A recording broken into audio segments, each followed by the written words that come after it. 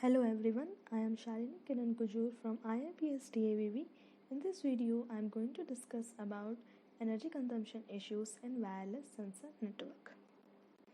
First of all, we need to know what is wireless sensor network. WSN is a wireless network that consists of base station and numbers of nodes.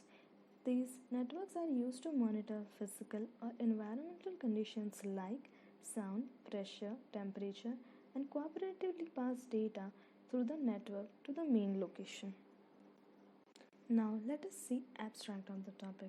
One of the important issues in the routing protocol design in wireless sensor network is minimizing energy consumption and maximizing network for the lifetime. In this video, a method based on clustering has presented which solves the problem of energy consumption in WSN. Clustering in wireless sensor network is an efficient way to structure and organize the network. It aims at identifying a subset of nodes within the network and binding it to the leader, that is cluster end.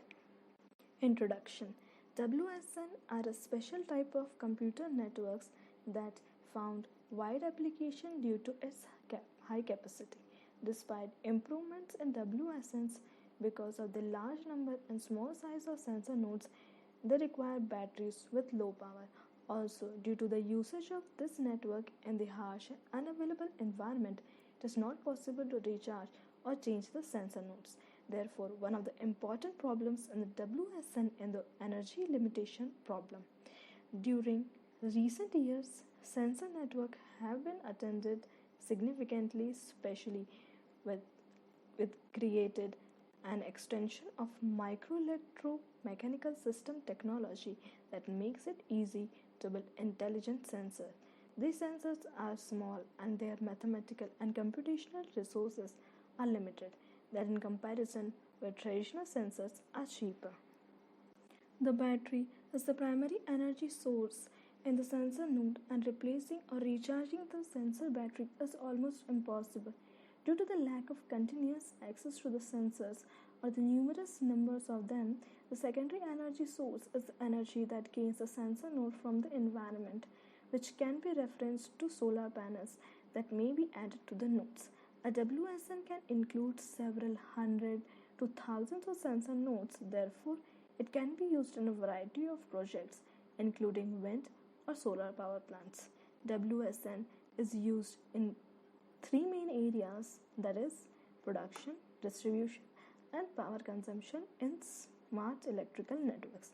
Since sensor nodes have limited memory and are usually distributed in environments where access to them is difficult, radio transmitters for wireless communication to send information and data to the base station are considered. We can see this in figure 3.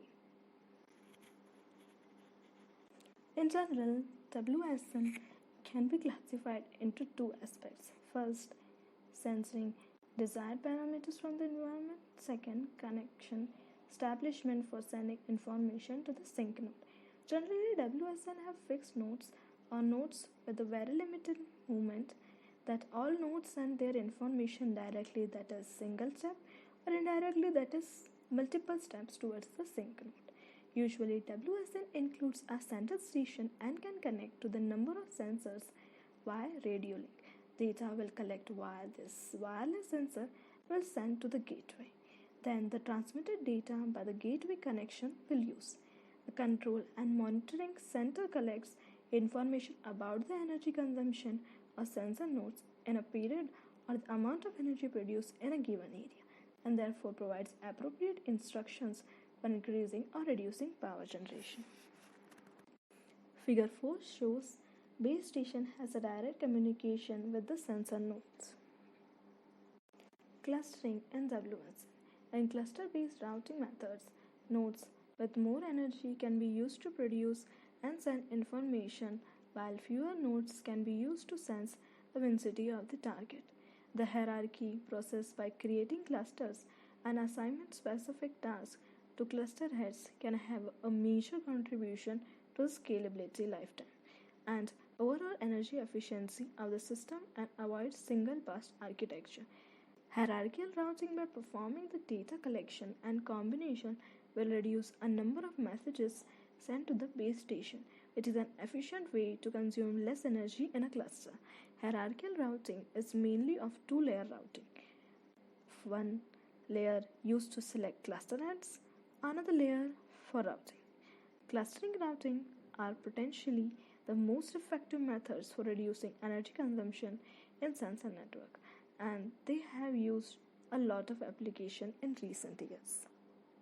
In figure 5 we can see sensor nodes, cluster and cluster head. The most prominent protocol of clustering is low energy adaptive clustering hierarchy, that is leash algorithm. An extension of leash algorithm which balances the energy consumption in the network is named intra-balanced leash, that is IB leash. This protocol has a better network lifetime and lowers energy consumption in comparison with the leash algorithm.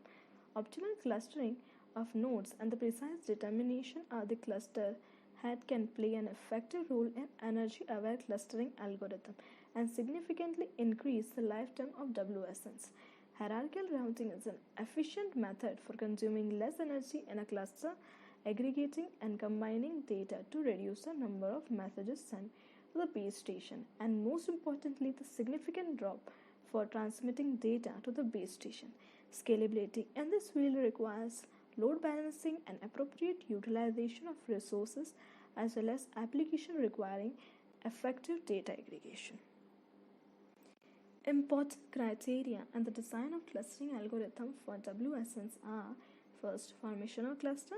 Cluster head selection, produces and cluster shaping should create the best possible clusters. Second, application dependency. When designing clustering and routing protocol for WSNs application, capability should be at right level. Third, secure communication. Data security is important in WSNs network as much as it mattered in traditional network. Fourth, synchronization. Slot transfer schemes such as time division multiple access, that is TDM, enable nodes to periodically schedule time gaps. Fifth and last, data aggregation. Since data aggregation has made it possible to optimize energy, it still remains one of the most fundamental challenges to design the WSN. Now we must know what is the need of energy consumption.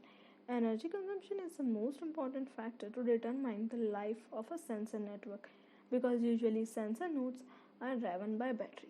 Sometimes energy optimization is more complicated in sensor networks because it involves not only reduction of energy consumption but also prolonging the life of the network as much as possible.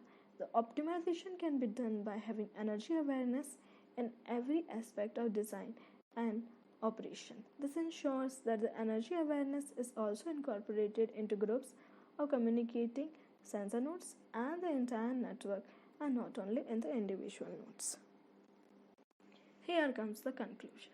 A WSN is a resource constrained and often operates in an unattended environment. Therefore, battery replacement or recharging is not possible. In order to widely use the battery source, various energy efficient protocols have been discussed. Out of these energy efficient schemes, cluster based schemes have received relatively great interest due to the significant gains in overall network lifetime. In most of the existing techniques, various attempts have been made to achieve energy efficient through hierarchical clustering, where nodes are grouped into cluster and data is forwarded by the cluster head to the base station. Thank you.